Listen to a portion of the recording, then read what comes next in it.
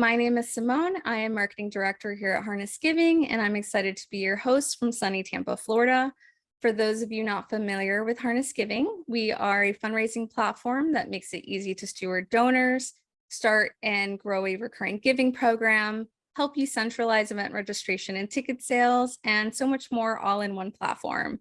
Our tools are designed to make fundraising as simple and streamlined as possible so you can focus on what really matters, which is making a positive impact in your community. Today's topic is about mastering the art of nonprofit alchemy. Frank Canning from Smokejumper Consulting and a few surprise guests are going to talk about building relationships, focused litmus tests, and volunteer pathways.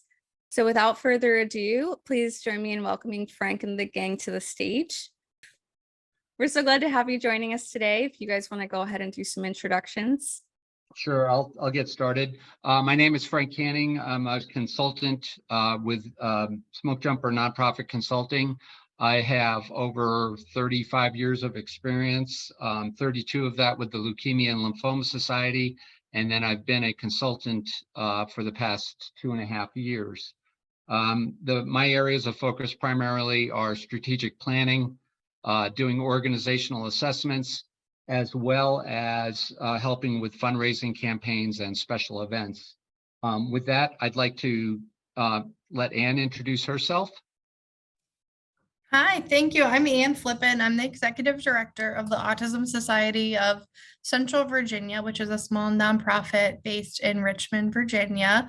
I've been in the field for about 15 years and got to work with Frank at the Leukemia Lymphoma Society and then also in his consulting capacity too. So look forward to sharing later in the agenda. Thank you, Anne. And Barbara, would you like to introduce yourself?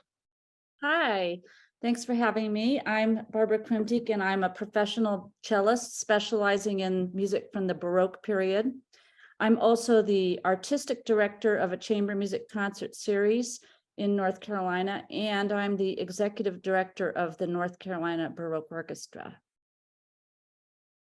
Great, thank you, Barbara. Why don't we get started? We have a lot to cover today. We're going to cover a lot of different topics. And when Simone and I were putting together the presentation, we kind of went with things that I've been seeing in my work as a consultant and things that I've been working with and some challenges that some of my clients have had and that I've seen that they are wanting to be addressed. So one of them is about focus. It's about being able to prioritize and focus. Another is that I see quite a bit is developing meaningful business relationships if you're in the nonprofit world.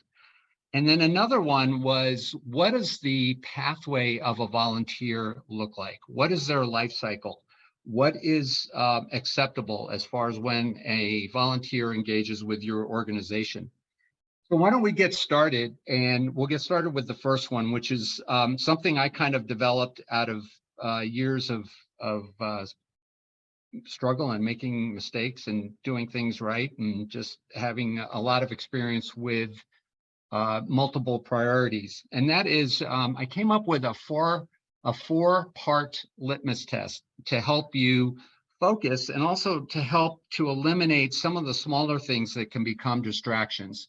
So when you're looking at where you should put your time and attention, when you're looking at what should you be working on or what is on your A or B list, you can, this should be able to fit one of these four categories. It should answer one of these four questions. And the first one is, does this activity get more people involved in my organization? The second one is, does it keep more people involved? And the third, does it enable people to do more for my organization? And then the last one is kind of an umbrella, but it's also one that's very important. And the fact is, does this activity further the mission of my organization?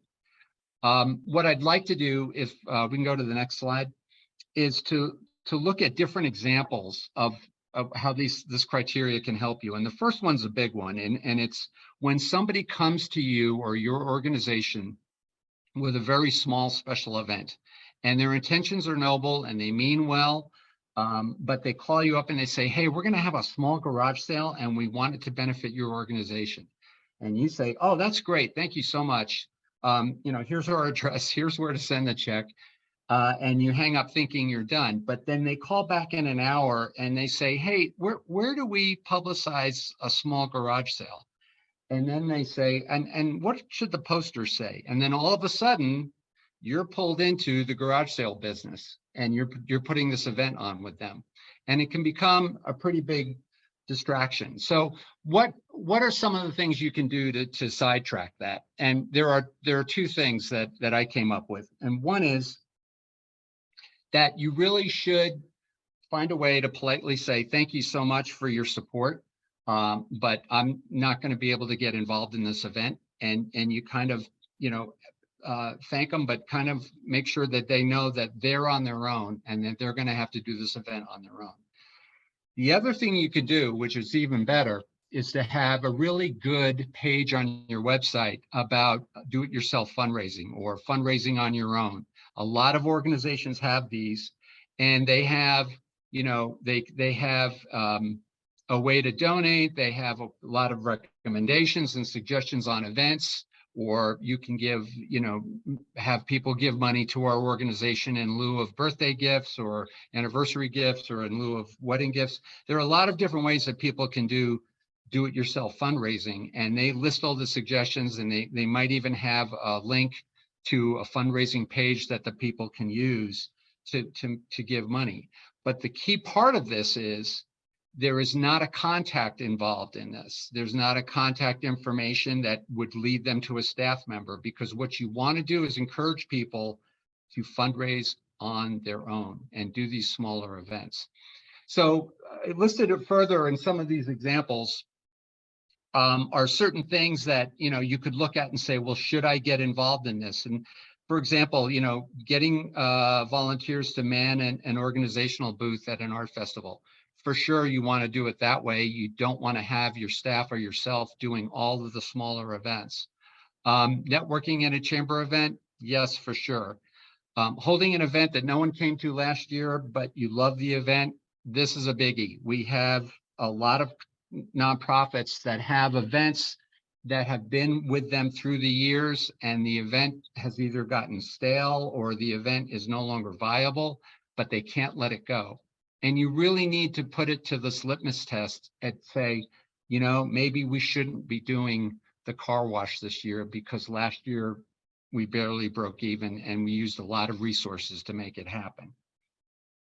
Getting involved in a debate on email with a volunteer or a staffer, just don't do it. Just don't go down that rabbit hole. It's not a good use of your time.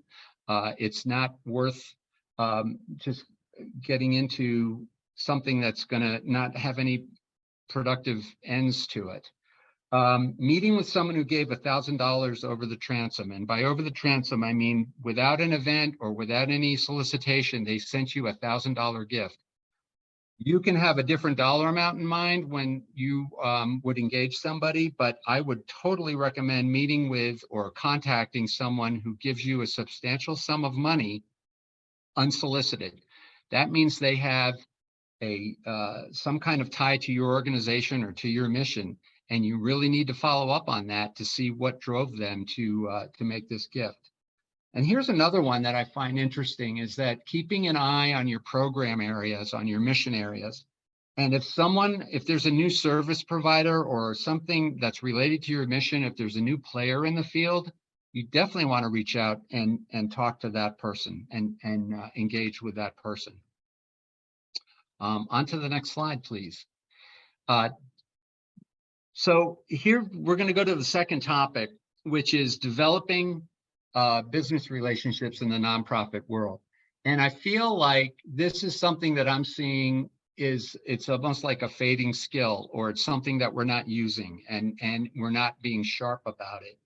And it's not generational. It's not, just these young people that are, always on their phones or everything. I think a lot of people across all of the generations are getting so used to sending emails or sending a text or, interacting on Zoom calls like we are right now. Anyway, the point is that we've lost the ability to go out and make meaningful relationships and maintain these relationships, because these relationships, they require care and feeding. They require time. It's an investment.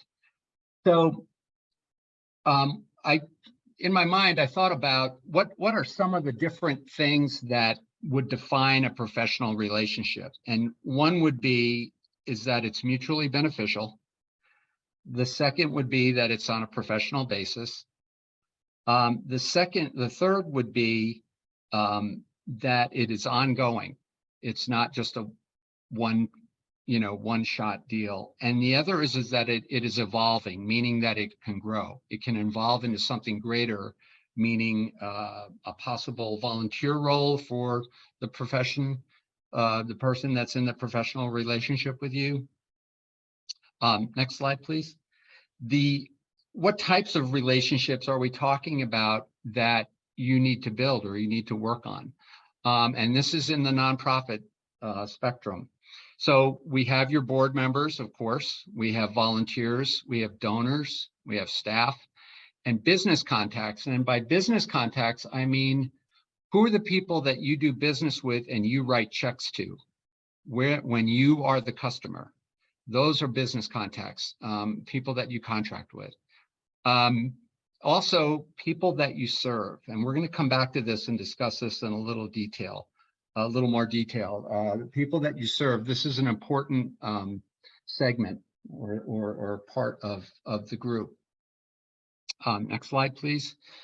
So you might be saying, I'm not a people person. And that's okay. You don't need to be a people person, but you have to understand that if you're in the nonprofit world and you're an executive director or a fundraiser or a program person, you need to be a people person, at least at work. And you need to be to have these skills in order to do your job and to be effective. And it's funny, I tell my family knows this, but I'm not really a people person either. But I was very successful in my job because when I was at work, I could be the people person, and I could go ahead and turn that on and use those skills to serve people and to develop relationships.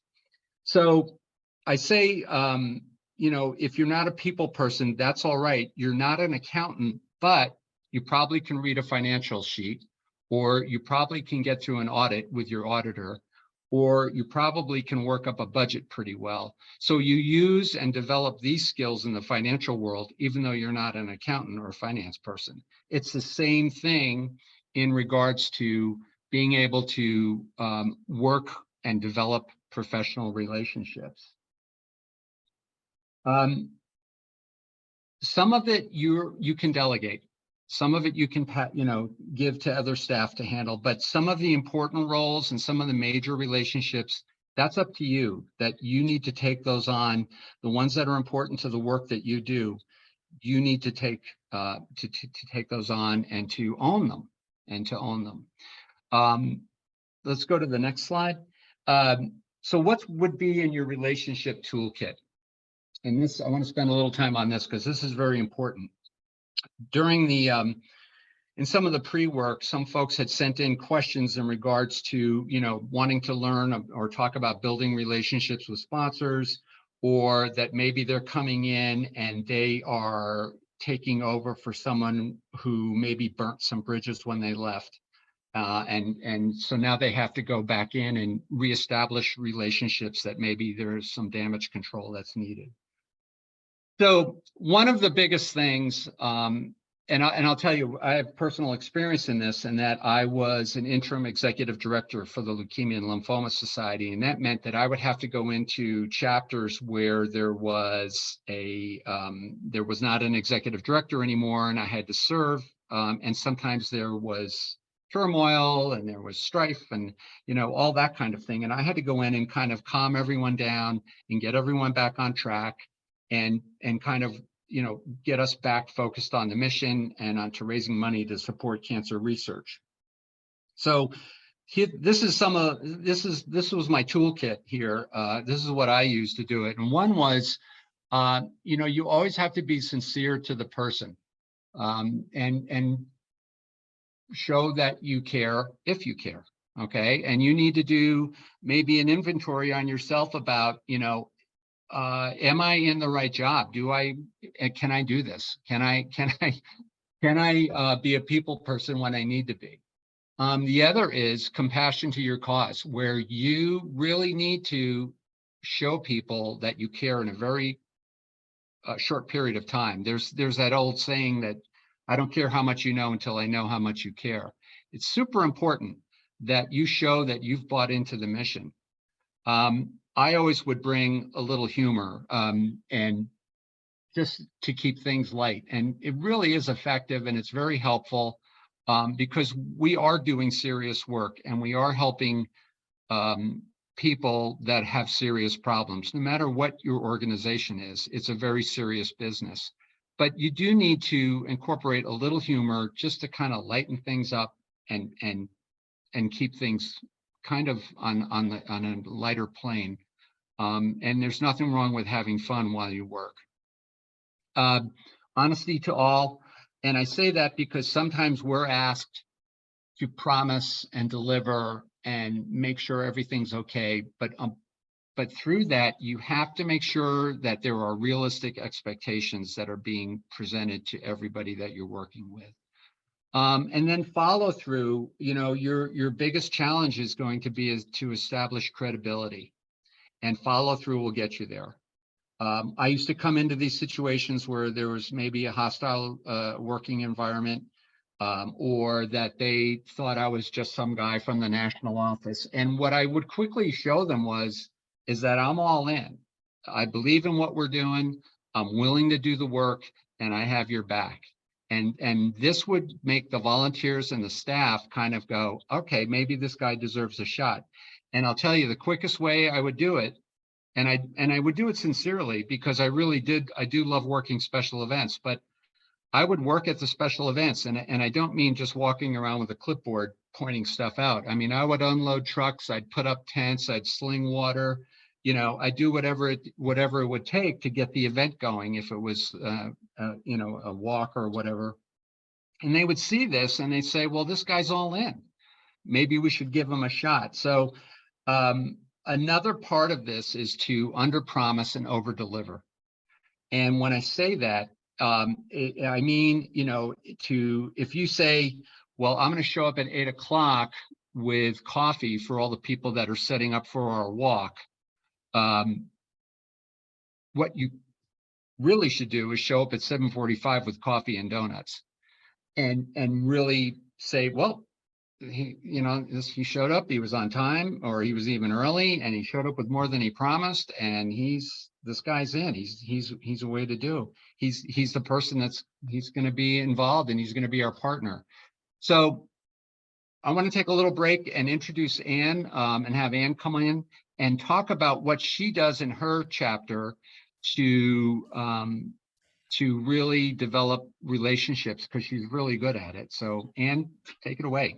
Thank you. And Frank is not lying when he says he really does get down and help when he is your interim executive director. We've worked closely together in that role, and it was invaluable for me to have someone so supportive coming in, and that helped us build trust very quickly. I think having those actions is really important. But when it comes to forging relationships, building relationships, I think for me, I came into my role 5 years ago, and my predecessor had burned a lot of bridges, unfortunately, and I had to rebuild a lot of relationships. I rebuilt a staff team, board team.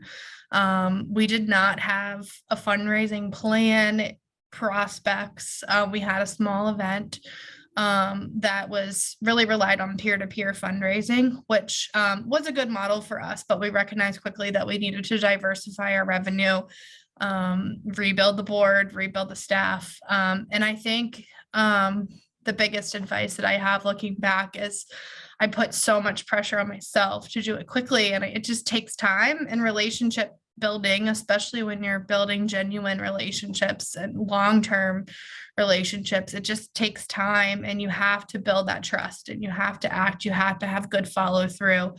I think really with all of the different audiences, I would say just finding what motivates them, what they're looking for, what their intentions are. So, if they're a participant, what's driving them, get to know them. If they have a loved one who's connected to the mission, ask them about that person, and take good notes, and make sure you have a good way of tracking records, and do follow through. So I will also share that a lot of like what I'm thinking of about like individual donors, prospective board members, and participants that might be raising a lot of money for us. They're all, most of them are connected to the mission and want to give back, but then also love participating in our programs. And I think really finding out which programs motivate them, making sure, we have some regular participants. If I don't see them on the list for an upcoming program, I'll ping them and say, we'd love to have Johnny at the program tomorrow. I think things like that go a long way. I'll also share that, that asking for advice, we have individuals who really, they want to help, and they're experts in their fields, and they want to help. So even if I don't necessarily need so much help, I will still ask, and I will still listen, and sometimes pretend like I don't know the answer when I do, because I think it's really neat. Like, they want to share, they want to give back, they want to utilize their expertise to help the organization. So I do reach out to some donors for help, and same with corporate. I can go in a little bit more depth about corporate relationships, and these take time, and there's turnover within the organizations. Sometimes it's hard to get to the decision makers or the right individuals, and I think it's all about being patient, but communication is key, and figuring out how they best communicate. A lot of times for us, it's unfortunately via email, and they turn down our face-to-face meetings, and we meet via Zoom, and we don't necessarily have the opportunity to get to know them in person, which I really miss in the last couple of years. But once again, some companies are motivated by the marketing exposure that your events are giving them. Some want employee engagement opportunities. Some want networking opportunities. So depending on really the size and the scope of the organization and what their motivations are, we really tailor opportunities. So we do a lot of four signature events now, and we're really mindful of pairing companies to the event that we think is going to be most meaningful for them. And then we have, both for our sponsors and for all of our individual donors and event participants, we have a stewardship plan that is a combination of handwritten notes, phone calls, letters, emails. We do a quarterly impact report that goes to our sponsors and our donors that share updates and highlights from recent programs, and really showing the mission in action, pictures, storytelling, testimonials of what we're doing, and how their generosity is really making an impact. In that, we've seen this really goes a long way, and sometimes people are motivated are inspired to give more when they receive that impact report. So layering the communication, definitely not over communicating, because you don't want to annoy them. But I would say it's a tricky balance. And I think that's why, someone's a lot less likely to ignore your email if they have met you in person and they trust you, and they feel like they have a genuine relationship with you. I also have had a hard time calling because no one picks up the phone anymore. So trying to schedule more time, or texting and asking, is this a good time to talk? If so, give me a call, or can I give you a call, or can we schedule a time to talk? So I think those are the main strategies, but Frank, let me know if there's anything I missed that you wanted me to really hone in on. No, it's good. I think what I get from watching you in action and what I've seen is that you take the time and you also look at each group and each person and to kind of gauge what they want, what they need. And also you're going in and investing the time to communicate with them and interact with them. And it takes time. You can't do it overnight. So give yourself grace. I also think about doing it as a tiered approach. So make sure, look at your top 10% of donors and really focus a lot on them. Maybe it's reaching out in different ways once a month. And then the next level down and the next level down. And it's different. It's a tailored approach. And I think the more strategic you are about it, the better. Great. Well, thank you, Anne. Yeah. On to the next slide, please. So one of the things I wanted to do was kind of spend a minute on each of the groups that we just talked about, and just kind of do almost what I would call is like a speed dating take on just some insight, just some advice on each group. So first, let's start with the board. And in this, we're looking at establishing mutual respect, one where they respect you as a professional and you respect them as board members. And I use this term a lot. I use the term warm, but not too familiar, meaning that, there's a distance, there's a separation. You're the staff, they're the board, but it's a partnership, and you're working together.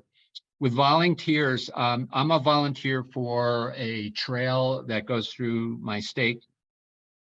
And my experience there has been really educational to me because I've been a staff member for so long. It was great to be a volunteer. And I just want to tell you, when you have volunteers, give them meaningful work. Don't just give them, oh my gosh, I have volunteers coming in, what do I give them to do? There have been times when I've been on the trail and they have worked me into just a pile of dirt and sweat, and it's awesome and I love it. They just work me into the ground. Then there are other times when they're looking for things for me to do, and that is not as nearly as meaningful. Good communication, you're going to hear that a lot today, but it's true. Communicating clearly when, where, how, what I'm going to be doing was key.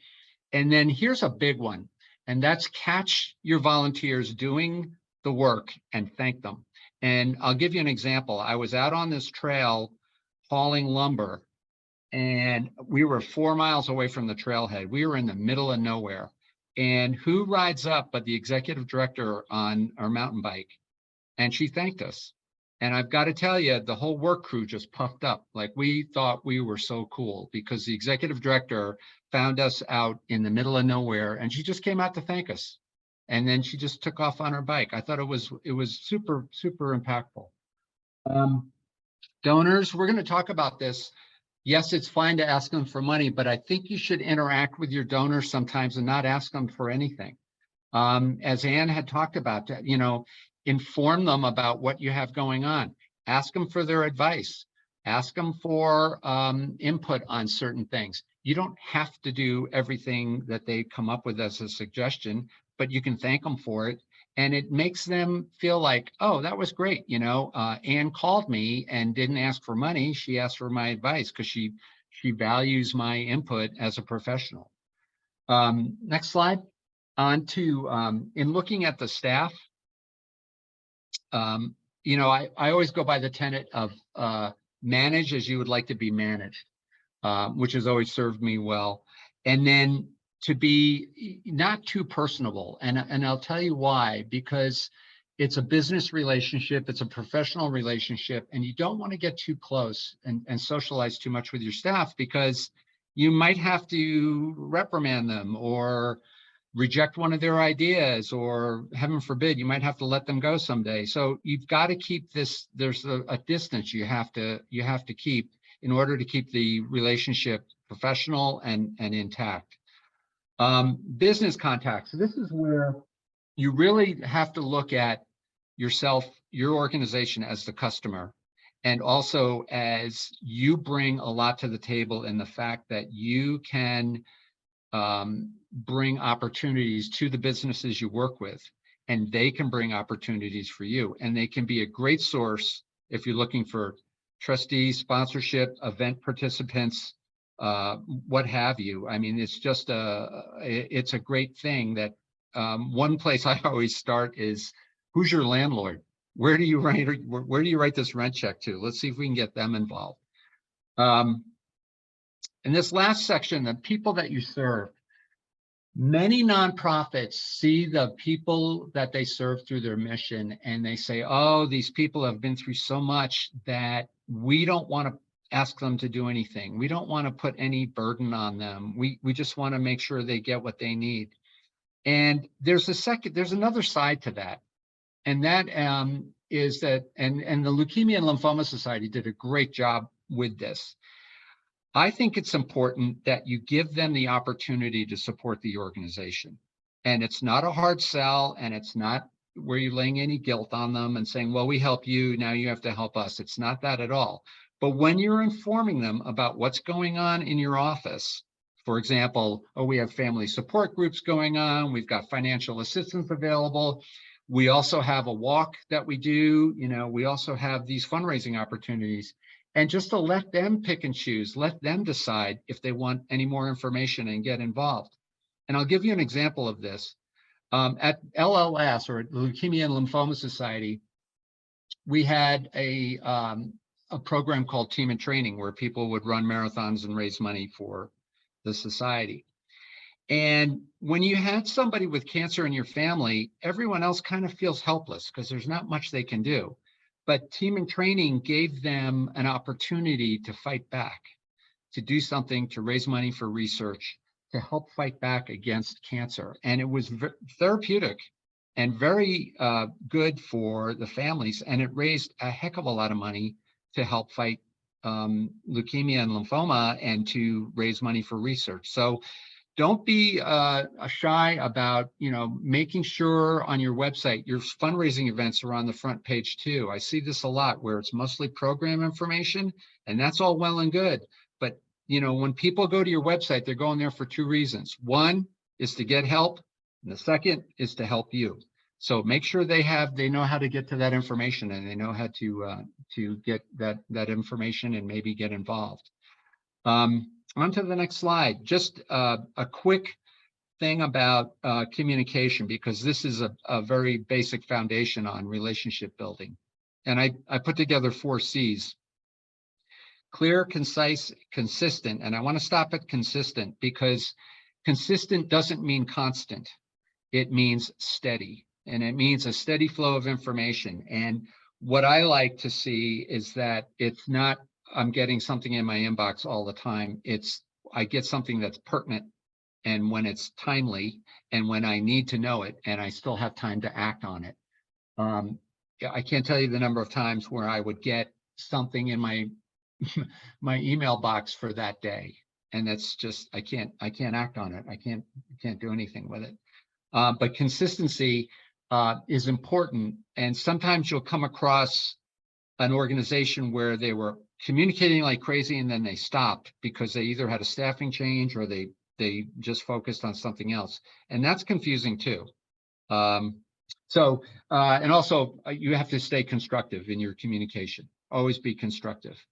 To me, there is if we can go to the next slide, there's a place for email, there's a place for texting. And as Ann pointed out, sometimes that's the only time and the only way you can reach people.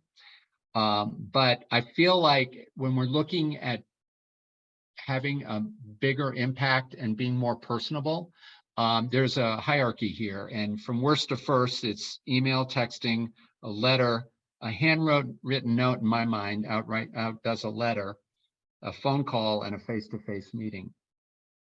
And like I said, there's certain people that there's a place for the lower level communication because that's the only way you're going to reach them. But what I found myself doing was I was having important conversations through email.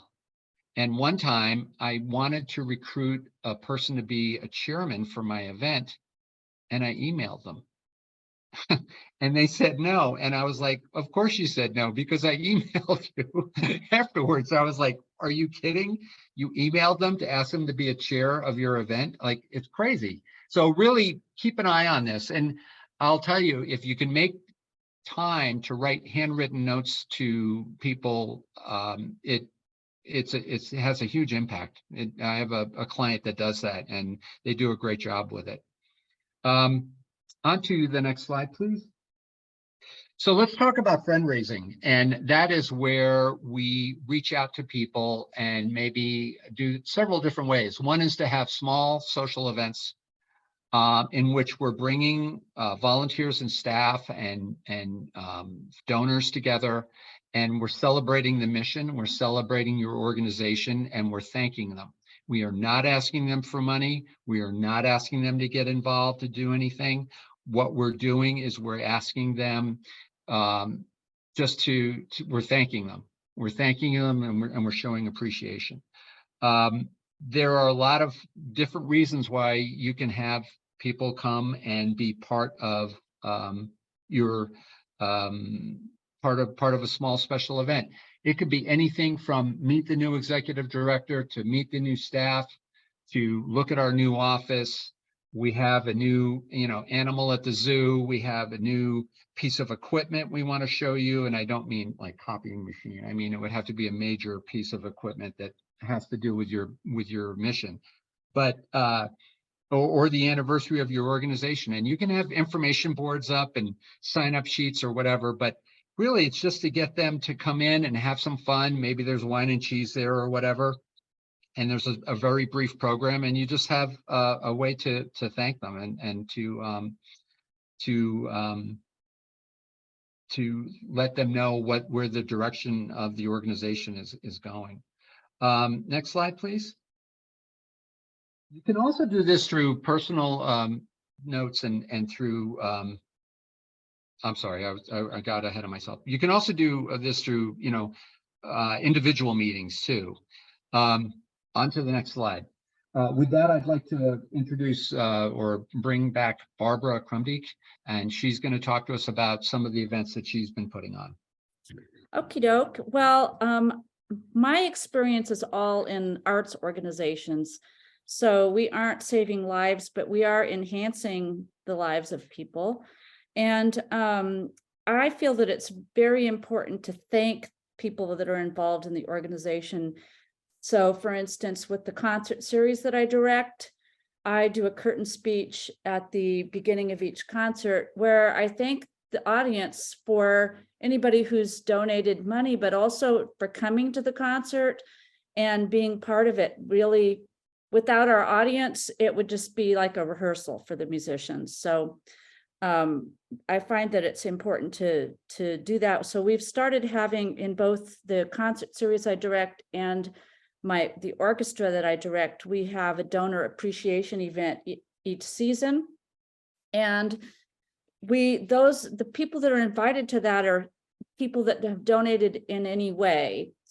For instance, they could be a person who's donated money, but they could also be a person who has hosted musicians who are traveling from out of town or doing other volunteer activities. They could be a person who's bought an ad in our program. So we have a special event, and who doesn't like to be thanked and acknowledged for what they've done? And I have to say, pretty much everyone seems to like it. So our events include music because we're arts organizations. And we will have people come, and we try to make the occasion more special than some of our other events. So my concert series, we always have a reception at the end of a concert, but at our donor appreciation event, we people arrive early, they are given Prosecco or sparkling water. They have provided an opportunity to chat with each other and with board members. And then we have some kind of musical component, a short amount of entertainment of some kind. And then we have a full reception where the person who does our reception food does extra special food for the donor event. And my orchestra has even started having door prizes. I was shocked to find out how much people like to get a door prize. They are coming, they're not expecting anything, and they walk away with a bottle of wine, and they're super thrilled. So approaching your local vendors and seeing if somebody wants to contribute something for a door prize has been really great for us. Another group of people that I like to thank are my board members. My board is a board of volunteers, and the concert series I direct is thriving because of their energy and work. And so today I gave a gift of a bottle of wine and a handwritten card to the board president and thanked her for her work this season. And she was flabbergasted. She was not expecting that at all, but she actually cried. She was so happy. So I think it's worthwhile to do these things. And another thing that I've noticed as a performing musician, I play in a lot of concerts all over the place. And oftentimes somebody from the organization that is hiring me does a curtain speech, and they ask people for money. But I almost never hear them thanking people for the donations they've already received. And I think it's very important to always recognize that it takes a whole lot of people doing a lot of different things to make your organization thrive. So, Frank, can you think of anything that I've left out? No, I just think it's the other thing I feel happens that's a benefit on events like this is that it gets you staff members or the people that are actually putting the program on rekindled about the mission, rekindle about what you're doing. So when you're playing the music or when you have these events, I think it gets the board and the people like you, Barbara, fired up about what you're doing because you feel good about it. Yeah, that creates an excitement and a good morale. So thanking people is vital, I think, for the health of your organization. Thank you. Great. All right, thank you, Barbara. Next slide. So let's talk about the last thing on our list, and that is a volunteer lifespan or life cycle. And what does that look like and how that can be different in your organization? There are many different pathways. When a volunteer comes to your organization, they can go on many different pathways. But what I did was I broke it down to 4 main things that can happen when someone contacts your information and wants to be involved. And I want to give you some examples about this, but this first one, I have to tell you, I'm sad to tell you, this happens more often than you would think, and it's really upsetting. And this has happened to me quite a bit, where I've contacted organizations and not gotten any response. So the first is the initial, the volunteer prospect contacts your office. They may call your office, they may contact you through your contact page on your website, and nothing happens. And this is so unfortunate. I think I'm a pretty good volunteer, and I've offered my services, even my professional consulting services, to some organizations, and they've never gotten back to me. And it's a shame. It's just a shame. So really, one thing you can do is make sure this doesn't happen, and that there's a pathway so that when someone says, I want to volunteer, that information goes to someone who's going to handle it. Or if there is a contact page on your website, that you're going to make sure that gets looked at and acted on, that someone's looking at the returns on that, because it's super, super important. Let's go to the second one. There are volunteers that will come to your organization and they want to do one thing, maybe one time, and that's okay.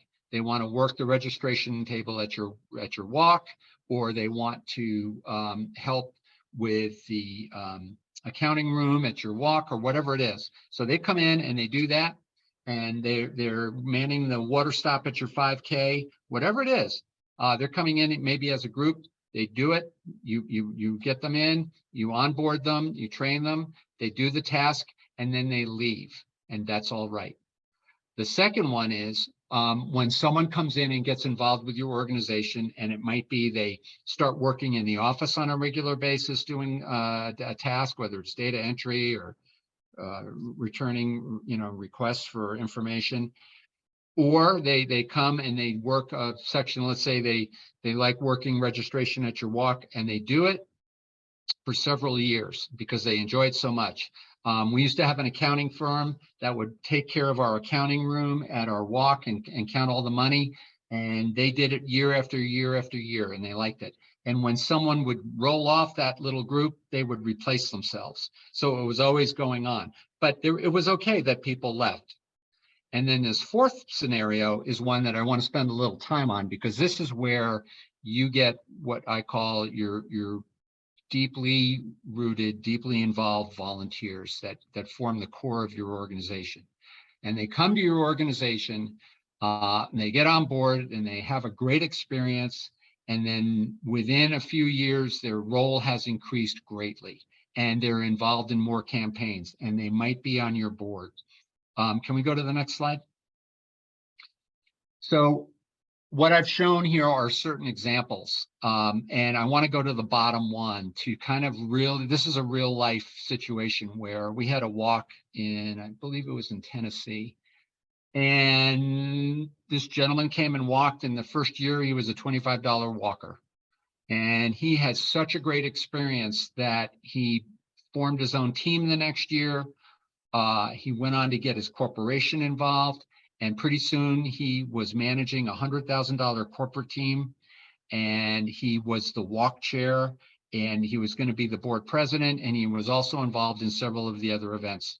And this is where you get your superstar volunteers, and they come in through this path, and they develop. It doesn't start off, sometimes it does, but most times it's something they have to grow into, and they have to earn, and they have to really get a feel for what the organization's about.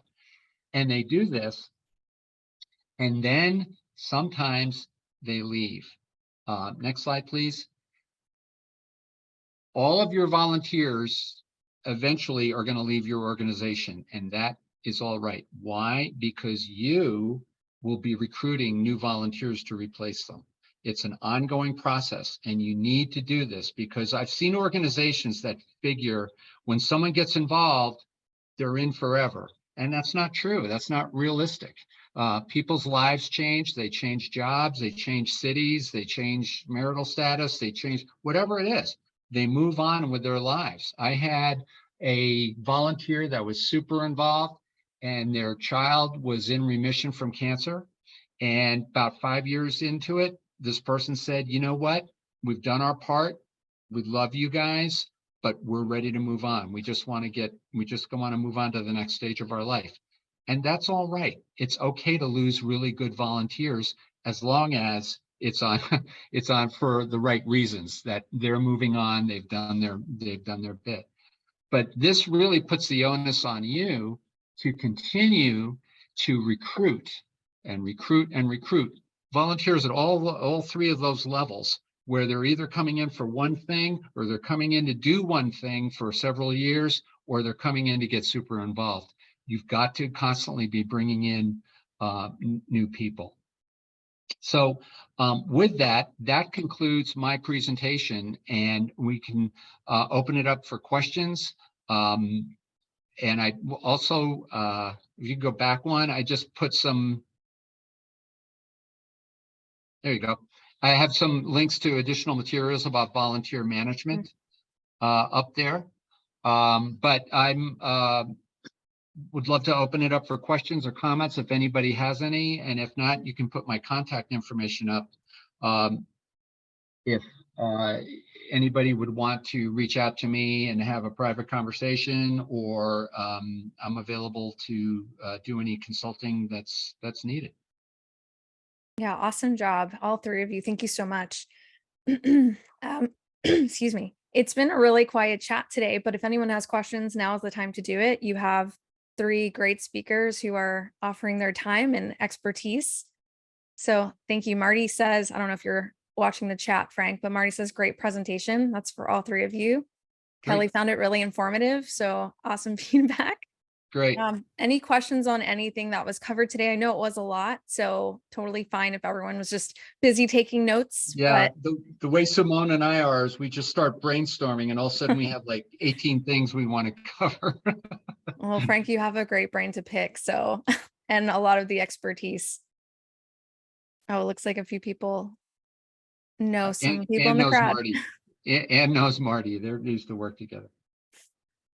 All right, well, if there's no questions, we'll leave it open. We still have a few minutes, but Frank, you talked a lot about best practices or even just how important communication is. Do you have any best practices for constructive messaging when it comes to the clarity, concise, and consistency? Well, yes, I do.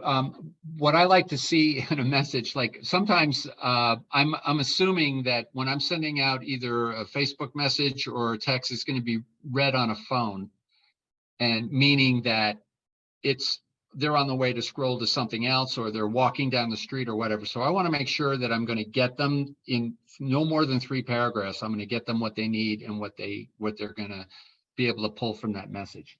If I was going to be doing a fundraising letter or something much more dramatic or more intentional, that's when I would change the format and would use something else. But when it's email or text or a Facebook post, we've got to keep it short and keep it informative. Awesome. I actually have a question for the crowd, since we have a few people excited about the content they've learned. Can anybody either raise their hand or share an emoji if they've held a donor appreciation event or given tickets for free to an event like that? Because I know we've talked about it before in previous webinars, but I'm curious to know how many people in the crowd have actually tried that. We'll wait. Actually, while people do that, I do have another question. So I know you talked about volunteers leave and hopefully donors stick around long term, but are there any strategies for maintaining those lasting relationships even after people have moved on? Any ideas on that? Yeah, I should have brought this up. Yeah, so for example, sometimes people or organizations don't like to have term limits on their board, and they like to keep board members on and on and on because they're afraid they're going to lose them.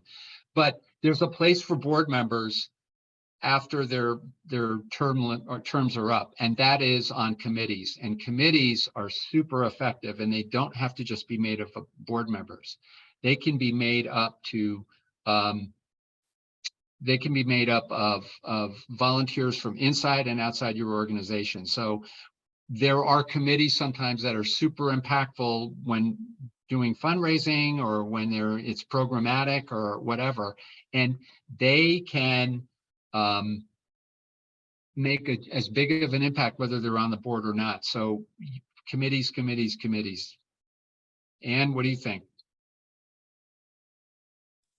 I would agree. I mean, I think that it depends on how involved and how engaged, like with the family that's moving on. You don't know if they're going to reconnect with you in a few years, or I think it's good to still send them holiday cards and still send them your keep them on your newsletter list, but just know that you're not going to reach out to them, and you're going to be really respectful, but you never know when they might need you one day too. Agreed. So Agreed. Yep. Great point. Okay, well, no questions are coming in, so I think you guys did such a good job explaining everything that there are no questions. But I want to thank everyone for attending. I want to give a special thanks to our speakers. I know Barbara had to hop off, but really appreciate you guys joining. Just a quick reminder, this webinar was recorded. There will be an on-demand version that will be available. And just a quick shout out, anyone who hasn't joined our Facebook group, we share a lot of these exclusive or webinars or special events there first. So go ahead and join. You can scan it with your phone. But again, everyone, thank you so much for joining, and we'll see you next time. Thanks for Bye, having Frank. us. Bye, Anne. Thank you. Bye. Thank you.